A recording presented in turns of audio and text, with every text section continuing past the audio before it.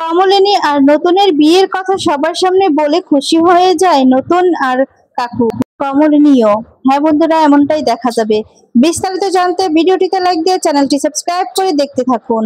গল্পের শুরুতেই দেখা যায় নতুনকে বলে, আচ্ছা নতুন কাকু, আগে বলবে তো, তাহলে আমাদের কষ্ট করে বাড়িটা দেখতে হতো না। তখন নতুন বলে, শোন সেটা তোর ব্যাপার।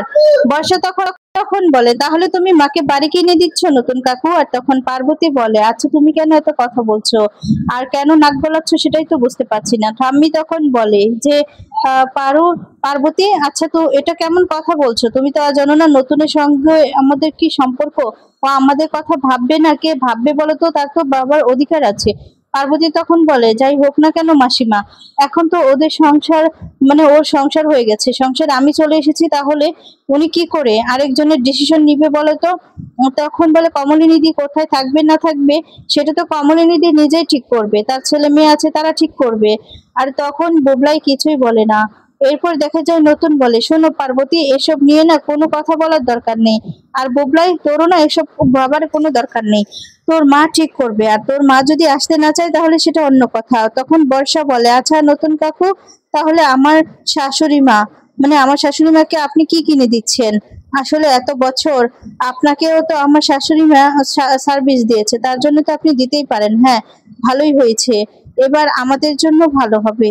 আর ববলাই, মানে রুদ্র তো বলছিল যে বড় একটা বাড়ি দেখবে, আমরা সবাই একসঙ্গে থাকবো, তার জন্য আমাদেরও ভালো হলো। সাথে ঠাম্মি বলতে থাকে, আচ্ছা নাতবো, তুমি তুমি এত খুশি হচ্ছ কেন? তোমার খুশি হওয়ার কি কথা?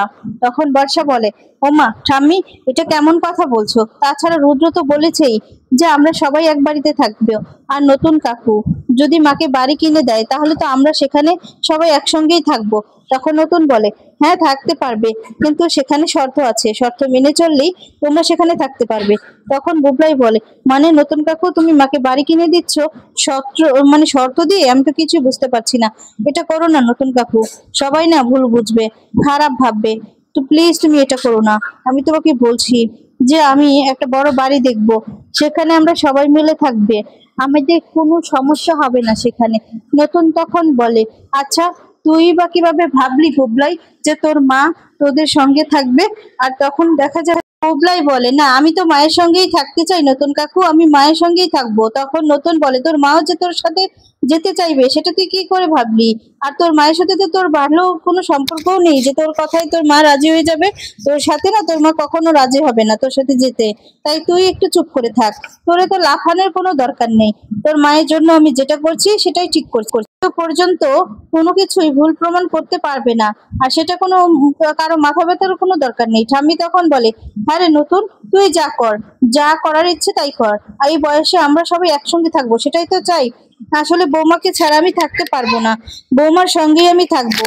আর তোদের সঙ্গে থেকে তো আমার অভ্যাস হয়ে গেছে, তাই সবাই মিলে একসঙ্গেই থাকতে পারি, সেটাই আমার কাছে খুব ভালো লাগবে।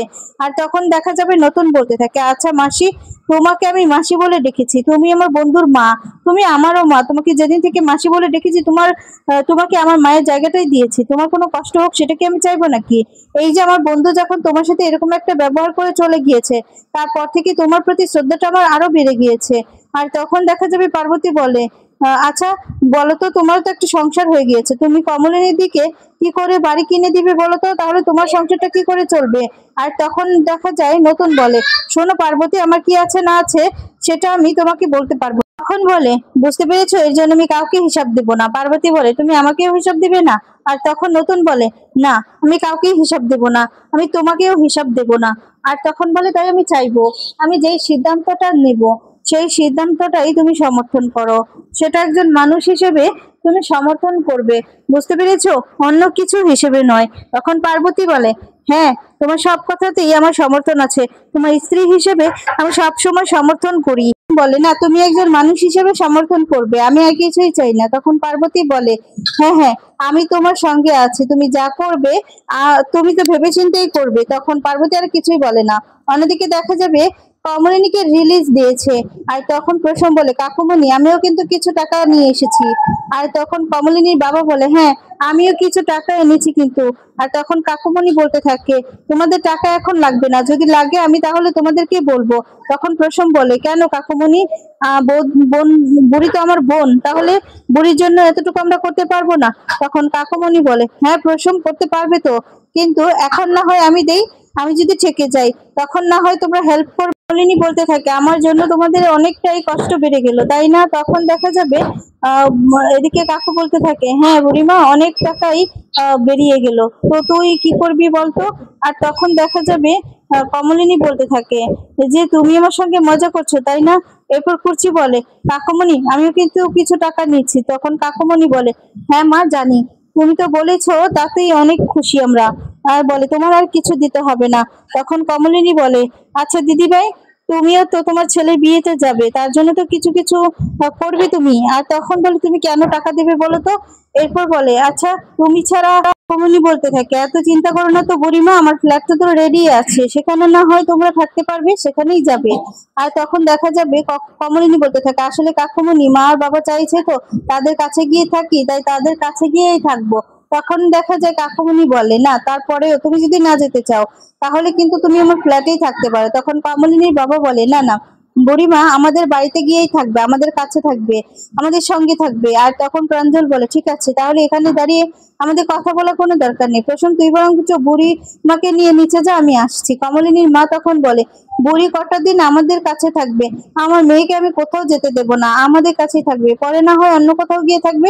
কমলিনীর বাবা তখন বলে, কিন্তু বৌমা তো সেটা মানতে চায় না, সেই জন্যই তো বুড়ি এমন করছে। তখন প্রসম বলে, ছাড়ো তো মা তোমার বৌমার কথা, ও তো এরকমই, ও বললে কি হবে নাকি? আমার যতটুকু অধিকার আছে বাড়িতে, আমার বোনেরও তো ততটুকু অধিকার আছে। তারপরে দেখা যাবে প্রাঞ্জল বলতে থাকে যে, আচ্ছা ঠিক আছে, সেটা না হয় পরে দেখা যাবে। আর তখন কমলিনী মন খারাপ করে দাঁড়িয়ে আছে। এরপর কুচি বলতে থাকে, কাকুমণি আমরা না একটা বাড়ি দেখে রেখেছি আমার স্কুলের কাছে, সেখানে আমরা থাকবো।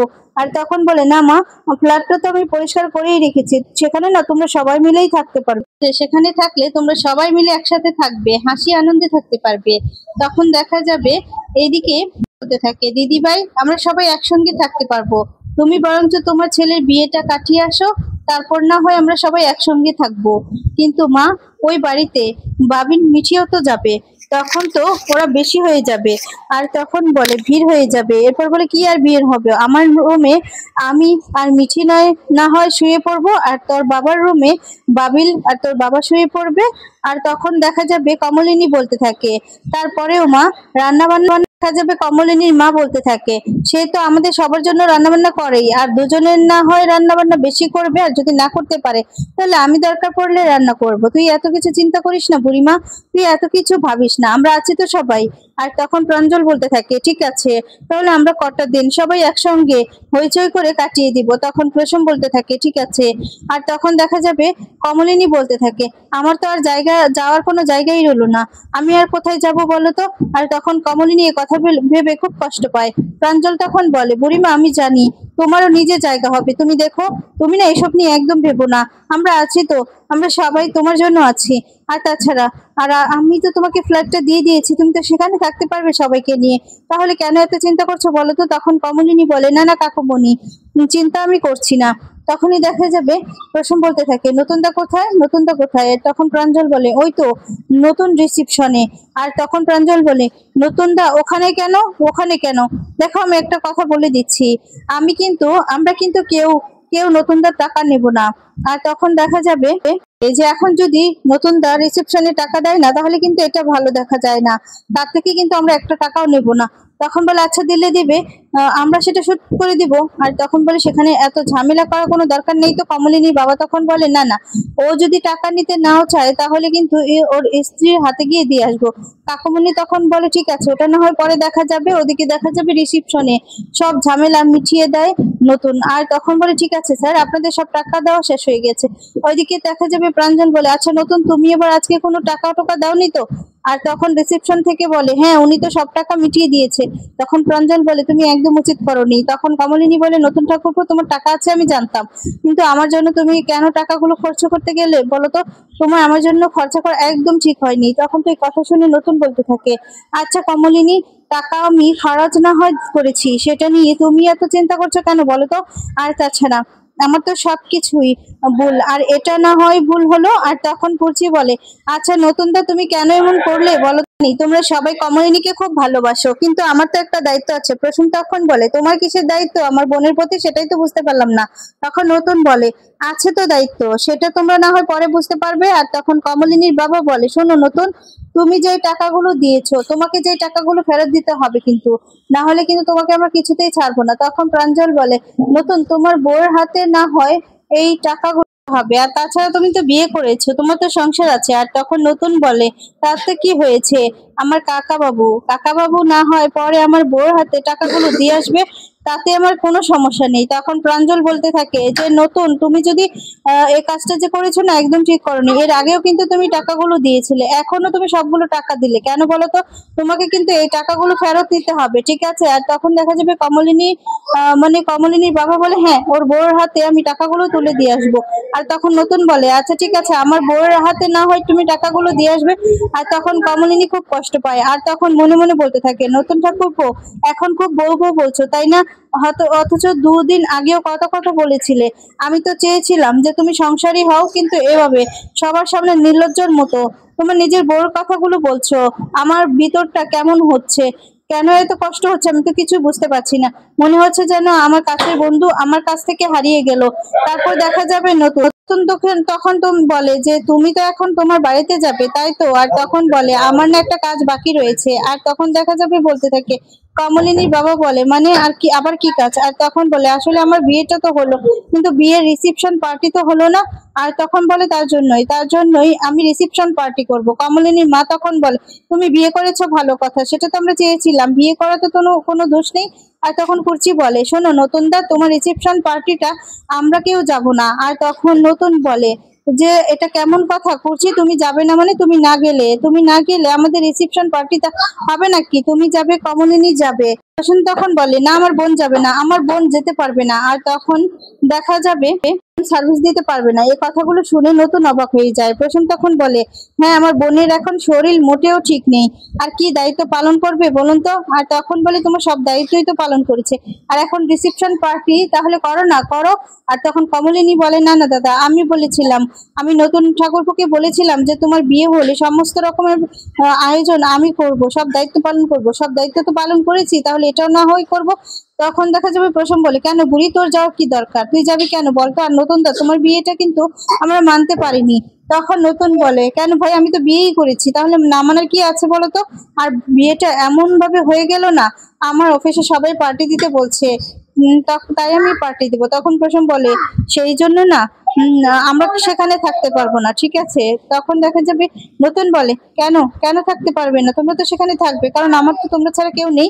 কমলিনীর মা তখন বলে তাই তো, ছেলেটা তো বিয়েই করেছে, সেটা নিয়ে এত কথা আছে কেন সেটাই তো বুঝতে পারছি না।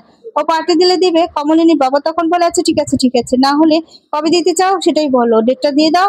আর তখন বলে যে না হয় মিটে যাক, এখন সেই ঝামেলাটা মিটে গেলেই তো শেষ। নতুন তখন বলে আসলে কমলিনী তো অসুস্থ ছিল, তার জন্য এতদিন পর্যন্ত আমি বিয়েটা ঠিক করতে পারিনি, ডেটটাও ঠিক করতে পারিনি।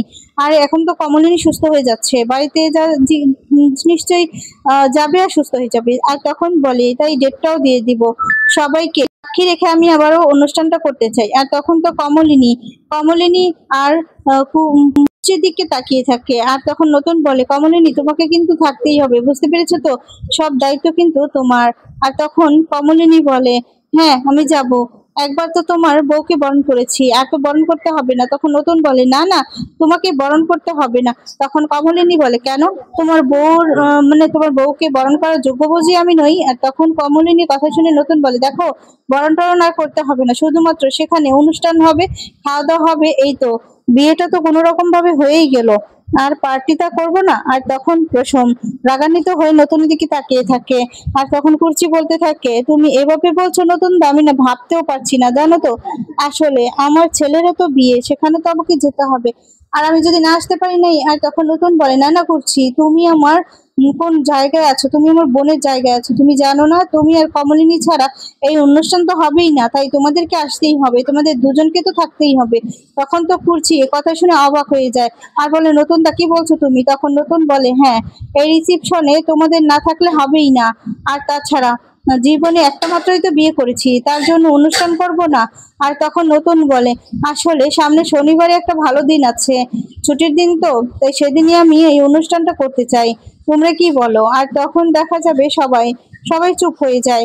আর কমলিনী তখন বলে ঠিক আছে ঠিক আছে, তুমি অনুষ্ঠানের সবকিছু আয়োজন করো, হ্যাঁ বললাম তো আমি থাকবো। আর তখন নতুন বলে হ্যাঁ কমলিনী, তোমাকে তো সবকিছু করতেই হবে। আর তখন কমলিনীর বাবা বলে ঠিক আছে, আর যাবে, বুড়িমা যাবে, আমরাও যাব। আর তখন দেখা যাবে প্রাঞ্জল বলতে থাকে আচ্ছা নতুন বিয়ে তো করেছো, সেই জন্য আবার এত আয়োজন করতে হয়? আর তখন বলে এত কিছু করার কি দরকার আছে বলো তো? কমলিনীর মা তখন বলে আচ্ছা বিয়ে করেছো ঠিক আছে, আর রিসিপশন করবে না, করুক না। আর তখন নতুন বলে হ্যাঁ মাসি, জীবনে মাত্র একটাই বিয়ে করেছি, তাহলে বউর জন্য এতটা এতটা মানে কনফিউশন হবো না? আমার বউ তো আমার কাছেই সবকিছু। আর তখন তো কমলিনী মনে মনে খুব কষ্ট পায়। আর তখন বলতে থাকে তুমি বিয়ে করেছো সেটা আবার নির্লজ্জের মতো এখানে এমন ভাবে কথা শুনে তো নতুনও হাসতে থাকে, আর এদিকে কাকুও অবাক হয়ে যায় আর হাসতে থাকে, কারণ কাকু তো খুব ভালো করেই বুঝতে পারছে যে এটা কমলিনীকে ইঙ্গিত করে বলছে। কমলিনীও খুশি হয়ে যায়।